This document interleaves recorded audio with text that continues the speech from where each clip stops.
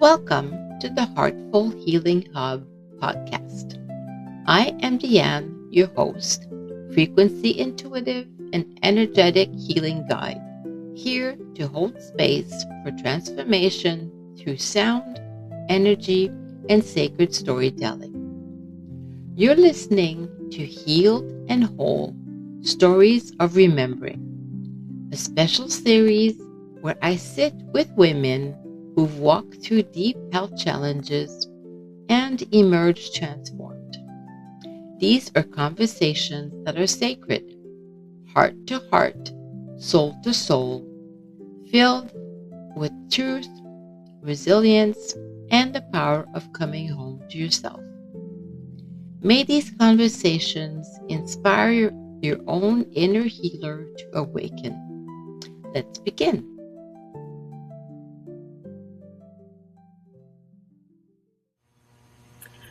Welcome back, everybody. Today I am sitting here with a friend of mine, Estephania, and I will pull up her bio so I am introducing her properly.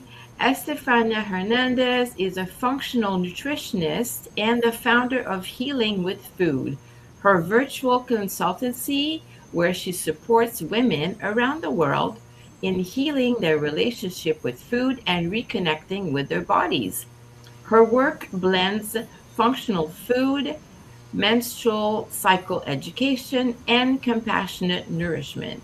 She believes true health begins when we choose to nourish ourselves with presence, kindness, and alignment with our cyclical nature. That is awesome. Welcome.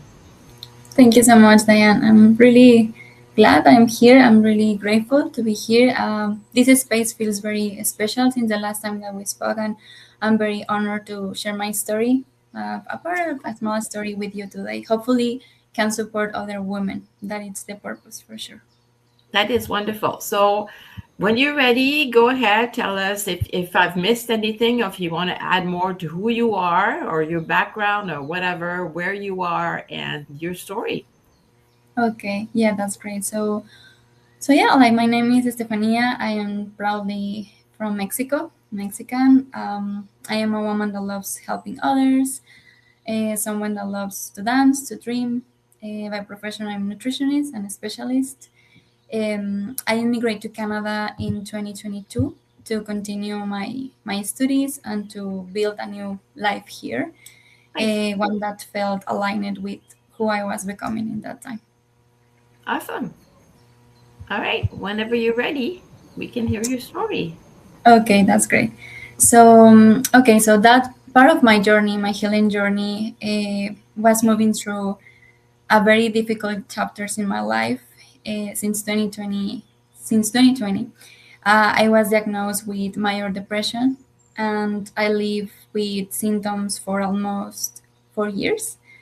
It was a long health process that taught me so much. I feel that I was using therapy, nutrition, spiritual connection, and many moments of surrender myself. This thing of this disease for me started because I was surviving an abusive relationship. So I developed post-traumatic stress, and I lost my self-esteem, my confidence, my sense of safety. I was spending a lot of time living in this survival mode, when you are just like trying to keep the things like great, but you cannot do it because your body cannot do it. And that process was confusing, was very challenging, but I was held by beautiful people all the time. I feel that I had my family, my partner, my little dog, everything that was part of keep me like alive, and my life looks very different now. I don't know if you wanted to ask me more about the process, about the depression process, or something like that.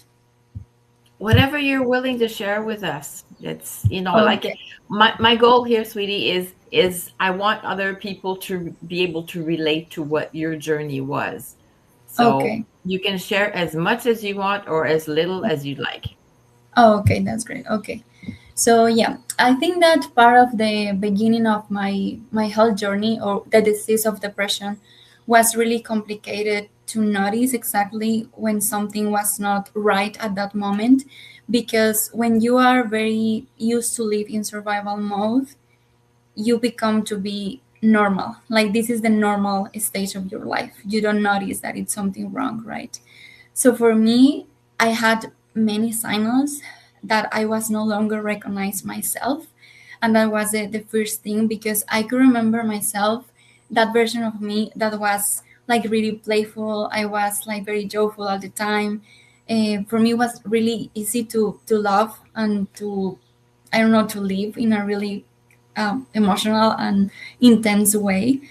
And suddenly, right, because it was not like that, because it was part of my abusive relationship, I realized that my life was changing at that point, because had been a very long time since I feel like anything was beautiful in my life, you know. So in a deeper level, I felt very disconnected from who I used to be. So physically, you notice many change in your body when you are struggling with depression or with anxiety, because your body starts to speaking very loud. For myself, I feel that my energy was super low. There were many days when I felt that I cannot go out of my bed. I felt exhausted all the time. Um, I don't know exactly how it's possible to cry every day, but I remember that I was crying every day. I was sad every day, and my inner dialogue was hard. I feel there are moments when you speak to yourself with, like, not hate, but with a really like a wrong way to do it. So I noticed I started isolating myself. I couldn't go out with my friends, and at that time I was even younger, so I was like 25, or no, like 24, 25 years. So I was just at home with my mother, with my dad. This inner dialogue that was very harsh with me was like, you don't deserve to go out, you know, you don't deserve to stay like happy there.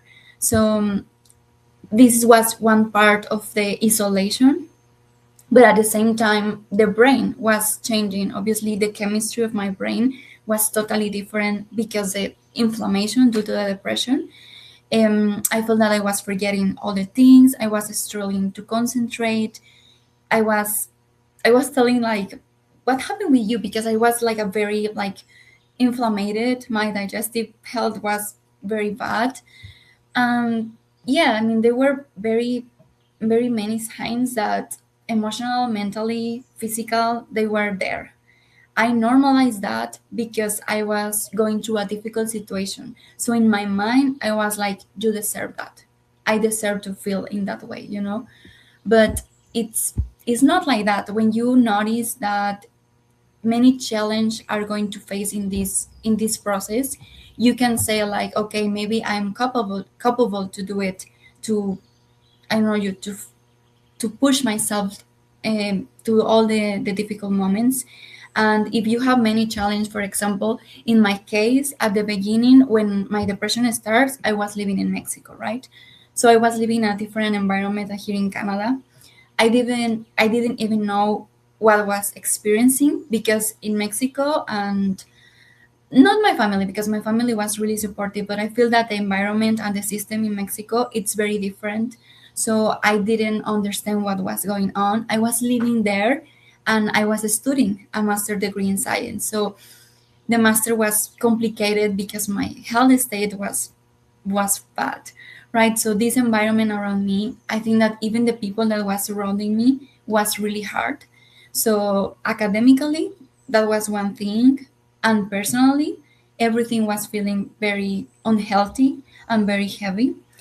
So I think that I was determined to finish that degree, because a part of me was just keeping push, like was like whispering on my brain, like, you can do it. Maybe this is not something that feels so right, but you need to do it. You need to try it, right?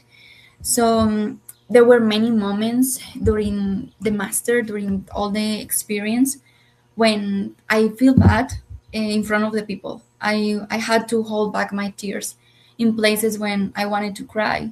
Sometimes I was studying at the lab and then I was in the bathroom crying, and thinking like, oh my God, I was doing so bad.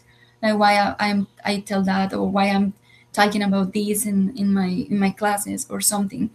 So obviously people say that, sorry, people see that and they think maybe, oh, she looks normal, right? She doesn't have any problem. But inside of you, you know that it's something really bad. Definitely at that moment, my mother was my angel, is my angel. She was always helping me. My dad, my aunt, like they were my pillars. At that point, my friends, just some friends were there because I was not sharing too much about my disease because I didn't know what's happening. So my family was there and they say me like, you need to go to therapy. You need to go to a psychotherapist. And I start therapy. I went with 4 therapies. It was not really good experience to be honest. It was not really useful. Um, and my symptoms was just like keeping stronger, keeping getting stronger. But then I had the opportunity to come to Canada. So when I moved to Canada, I moved because I wanted to live here. I want to live here, and because I wanted to study a diploma in Toronto. So when I moved to Toronto with my brothers, is when the biggest challenge start. So it's when I feel like, oh my God, the master degree was nothing compared with this. But it was because my mental health was even worse.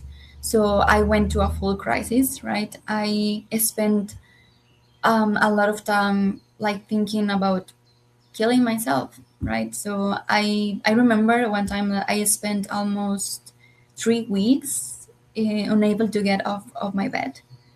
So I was crying constantly. My brother was there. I was like, man, we need to do something. He was very supportive. My brothers were the ones who helped me through all the time. But none of us really understand how to face it because they at that point they knew it, like she has depression, she has this disorder, but there were many problems. Um, Thanks of God, not with money, but yes, with with time, with the schedule of the college, was a big stigma, still a stigma of the mental health, a lot of misunderstanding. So at that point, my only purpose was like finish the degree. Even if you feel bad, finish the degree because that is the key, that is the door to stay in Canada, right? So I had to explain the college what was happening, why I was missing classes, why I was like a very absent sometimes. And thankfully, they were understanding. And it's where I understand, okay, Canada has another level in mental health. But anyways, I always very disciplined, but my body was exhausted, right? So I was forgetting many things. My brain was very inflamed. My memory was really blurred. I think that is a word. My sense of time as well. I think that people that struggle with depression can understand this because your ability to imagine something better for you, it's just lost, right? So it was a long time with confusing a vulnerable process. I had to learn, I had to push, I had to sleep, I had to cry. I had like many things. But that is the sad the sad part of the history, right? In the healing journey, I feel that for many people that is really with mental health, you have 2 ways or 2 paths. One that offers quickly relief, something that it's like, okay, this is gonna help you a little bit, or maybe for 3 months or 6 months, but it's not touching the root. It's not creating a big solution, right? And another path or another way, ask for patience or ask for presence, for be able to understand what is your principal problem. And that is a long-term transformation. So in my healing journey, I walk both. I have been there in both of the ways. The quick fix helped me to breathe a moment. I just feel I was like, okay, hold on, and then keep pushing. just a moment. But at the same time, opened the door for me to realize that the true healing is not really easy and it's not really quick. It's something that needs to be deeper, that you need to feel. Sometimes you need to allow yourself to cry without feeling guilty. You need to rest because your body and your mind needs to sleep like many weeks and sleep like in a like a really rest. That's my point. And trusting trusting in someone or trusting in something, that sometimes is very complicated because you lost hope, right? So what helped me the most was reconnecting with that way, with that path that is always was always telling me it's something greater than yourself. It's something bigger than yourself. So it's really hard to describe for me because not everyone has faced the kind of darkness that makes you feel like you don't have anything else in your life, that you are going to lose everything. It's not something that maybe people has these experiences, but they don't share at all. So for those that have been in that stage when you lost the hope, they know that it's something always greater and more like wise or more loving in your life, that for some reason it's just pulling out of the darkness. So for me it was like that, with just like a hand, like, okay, you can do it. And that was light back to my life. Something that I thought that was lost, I was there with me, I was inside of me, right? So that light inside of you can reconnect with yourself. You understand what truly matters in your life, and you can see the beauty that you lost before. So that process and that health journey in my case was different perspectives and different tools. For example, I noticed that my spirituality was much better. I was understanding about my faith. For me, I call God, right? But maybe for other people it could be another name, another thing. For me, it's God. So my relationship with Him was my source of strength and my clarity. Um, I realize that when I wake up to that darkness, I find God there. I find that, okay, I cannot do it alone, but I can do it with Him, right? So, and I feel that he was giving me the tools. He was giving me the things that I needed in this life. So nutrition was really important for me because everything that I was studying at my master, I I applied to myself.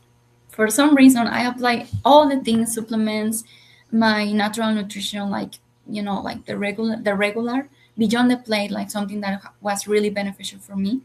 Functional nutrition helped me in my life, helped me in my life and saved my life. Meditation was something really important. When I was more calm, when my nervous system was relaxed, was like, okay, I'm doing fine. I'm safe here in Canada. Meditation helped me more, helped me to stay more balanced with myself and with my mind. And I was sleeping much better. That was really important because I was not sleeping at all. And then I find Dr. Joy Dispenza, that is this doctor that he chairs practices for neuroscience, and he's very wise. He's very intelligent, and he had the journey. I think that he was struggling with depression as well, and with an accident, and he was recovering. So I started reading the books of Joy Dispenza. I started with the meditation. I understand how the mind and the body are connected. So I feel that that was really helpful for me because I was able to see the history or someone else that was passing for the same than me, and then I was trying to understand internally. So that was a big difference for me. Therapy, because I find a therapist that was she was really amazing. She's Mexican, by the way, but she's amazing. She was really kind with me, and she was with me in all the darkest moments. And medicine, I mean, for me, in my case, that played an important role. Doctors here in Canada, for me, were really helpful. They helped me stabilize my brain. That biochemical imbalance that I had with serotonin or dopamine, uh, wherever more things, they helped me to find my footing again. Was like, okay, you can concentrate, you can focus, you can learn again. And that was really, really amazing for me, and was like a puzzle for me. It's like all the pieces together: science, spirituality, that's a big one, that's very important, nourishment, emotional support, my family, my boyfriend here in Canada, like my dog, everything was there for me. And that helped me remember who I was becoming, because that was a really interesting part. I was thinking I'm always gonna be the same girl that suffer violence, that suffer abuse, that suffer things, horrible things that I didn't deserve. I was thinking that, but when I realized that God was there for me, I was like, I deserve something much beautiful. Like my life needs to change because He wants, like God wants to change my life. So I was able to receive all the blessings. Um, and when you receive the blessings, you feel more awake.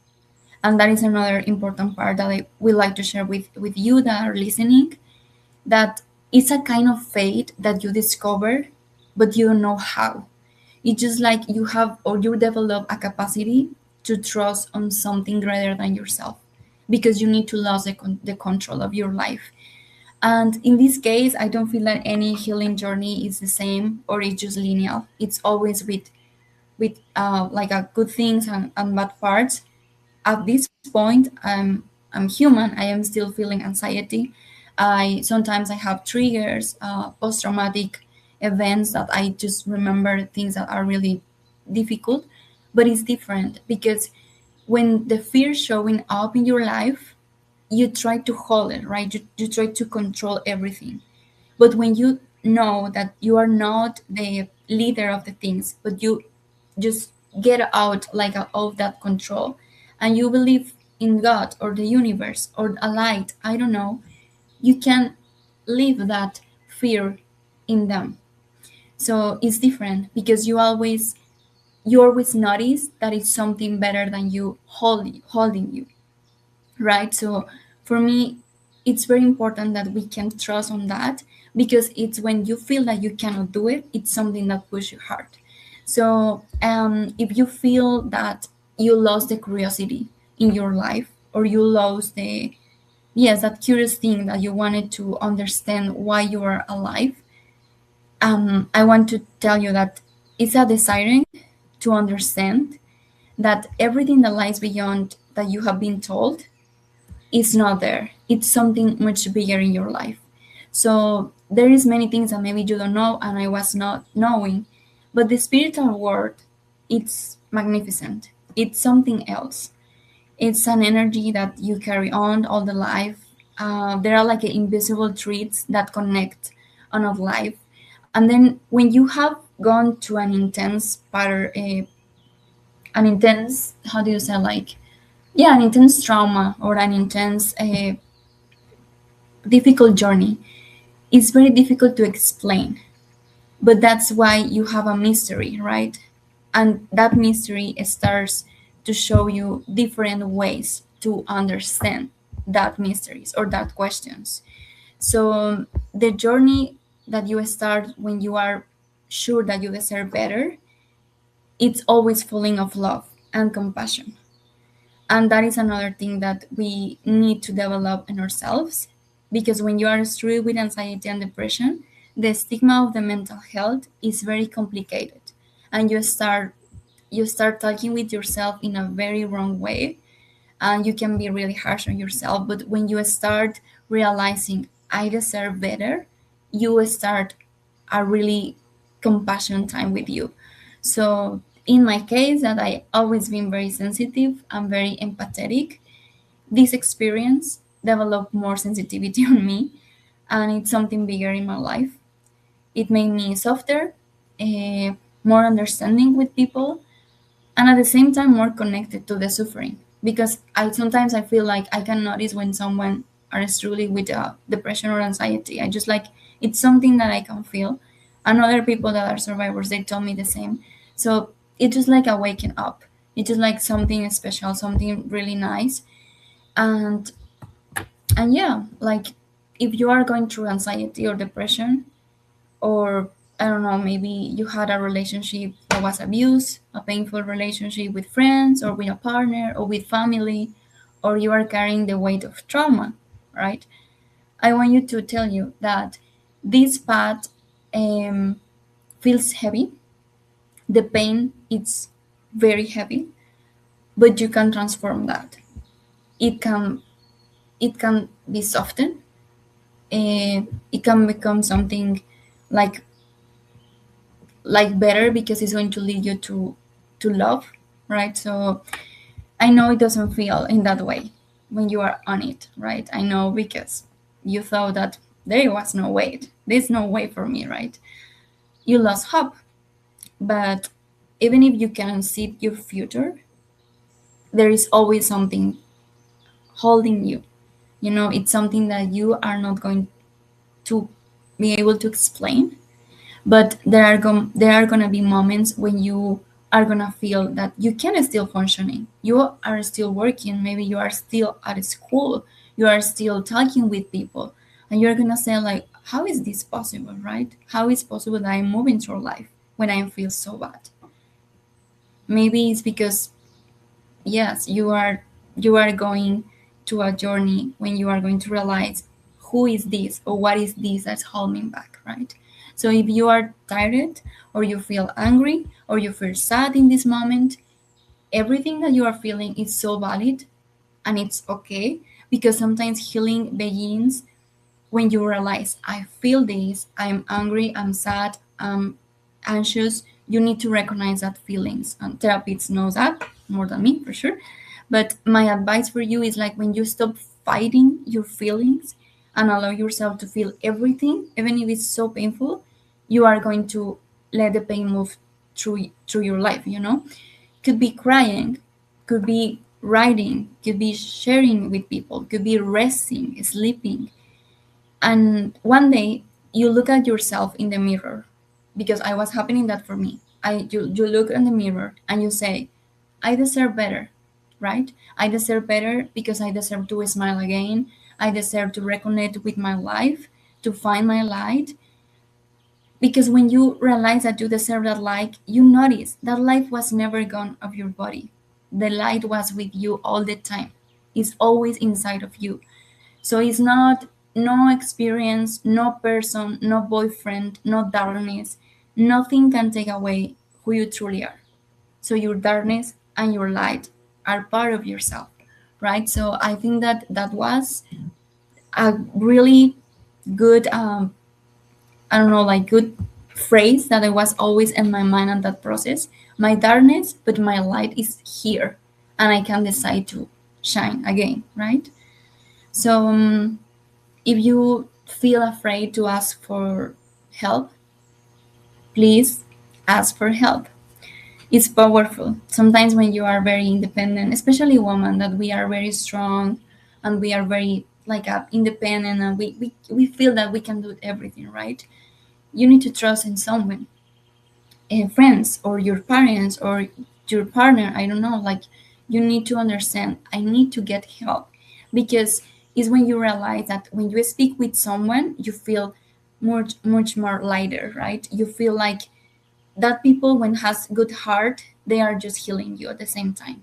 So try to trust to that people that are gonna be always loving you, even in your darkest moments. My partner teach me that. He was one of the most, or he's one of the most incredible persons, and I was realizing like, oh my god, I am in my darkest moments, but he is still loving me, right? So because you deserve that. So easy, so easy to understand. You deserve that just because you are here in this life. So trust and something better than you. God, universe, force, energy, whatever thing that you want to call it, but that thing can lift you up. And it's gonna send you the right people in this life. It's gonna send you the tools, the people, the medicine, the food, many things, the right tools at the right time. So what else I can say? Like, stay. My brother told me that. Just stay, please. Even if you are scared, stay here. stay in this life, right? Because when you trust that there is a way forward, that there is something beautiful in your life, even if you cannot see it, you can feel it. And I feel that that is the fate, and that is the definition of fate. If you look up in other books or whatever. So yeah, that was my history. Was challenging, was hard, but was amazing. I cannot believe I can say that, but it was amazing because my life looks very different now. I'm healthy. I'm doing what I love. I build my own virtual business, my practice. I every day I help women in this world, and I feel aligned with that. I feel that I have a purpose, a meaning in my life, a meaningful life, and I feel that that darkness, thanks of that darkness, start my business. So it's not a business; it's a project when I'm gonna help people. So it's better to see it in that way. I developed many good relationships with friends, with my family. Everything was better when I start doing the things that are really important, connecting and healing in beautiful ways. So that saved my life. That saved my life. That strength, God. The path is difficult, but you deserve better, right? So I wish more people knows this, and more women knows that they can go out of a relationship that it's very awful, because when you have this knowledge, you have a superpower, right? So you can understand this, you can read something, you can listen something, and you can heal with that something. So find your something, right? So that was my history. Thank you. Thank you. That was absolutely fabulous. I'm glad you shared that with everybody. And what I loved about what you said is that some of the things you've done is you've taken a holistic approach. It wasn't just one thing. So you've looked after your body, your emotional health, your spiritual health, and you just got, like you said, you needed help from other people. So you it was very courageous, especially when we were hurting, to go and seek help, because as you said, it's easy to just hide away and not want to go and help. So what you've done is magnificent, and what you're sharing with the world now, and how you're helping. And that's what I love about, a lot of people, that a lot of ladies and men obviously Mhm. as well, but Yeah. a lot of people will, um, they'll take the journey that they've been, and then they'll look for the silver lining, and end up Mhm. with this beautiful passion and this beautiful purpose that we now get to share with the world from those dark Yeah. moments that we went through. So that makes you a wise person. So I so appreciate you Mhm. sharing everything. Mhm. Actually, I don't have any questions to ask you. You've gone through everything. So the best way to, like, I'll have all your notes, the way that people can contact you in the show notes. But um, Mhm. how would people get a hold of you? Like, do you have a website or? Yeah, I have a website, the website of Healing with Food, like my virtual practice. Maybe I can share with you, just like you can put it in the description of the podcast. I can Yeah, imagine that. Yeah. yeah. I'll put everything in the show notes. So Yeah, that's yeah, great. Yeah, because it's a really long name. yeah, So no worries. Yeah, everything is going to be in the show notes, like how to contact you. But no, I so greatly appreciate you taking the time. And I mean, from my heart, you're a marvelous person. You're just amazing example of what a person can do. And when we're in these dark moments, because there, especially since the pandemic, there's been so many people that have, they feel lonely, they feel isolated, yeah, they don't feel like they can reach out, and yeah, nobody's going through the same thing as they're going through. And it's, if they only had a little peek, and they would find that there are a lot of people going through the same things. So I really greatly appreciated you sharing your story with us. So Yeah, thank you so much for giving me this space. It's really it's awesome. I just want to share with people that they can heal, right? It's the yeah, best thing that we can do with that pain that we felt. exactly, and that's beautiful. So thank Yeah. you for sharing. And like I said, your everything's going to be in the show notes. Yeah. And enjoy the rest of your day. Okay. Thank you so And much. thanks Enjoy. everybody Yeah. for Stay good. thanks Stay everybody safe. for being Bye. here. Yeah. Bye. Thank you for spending time with us inside the Heartful Healing Hub. If this story moved you, please consider sharing this episode or leaving a comment. Your words help others find this sacred space. If you or someone you love has a healing journey to share, we'd love to hear from you. And finally, if you would enjoy a gentle way to unwind after listening, visit the show notes to download your free tea ritual guide, Sip and Soften, a soul-soothing gift to nourish your inner healer. Until next time, be kind to yourself and trust what has always been within you. And remember, you are whole, you are healing, you are home.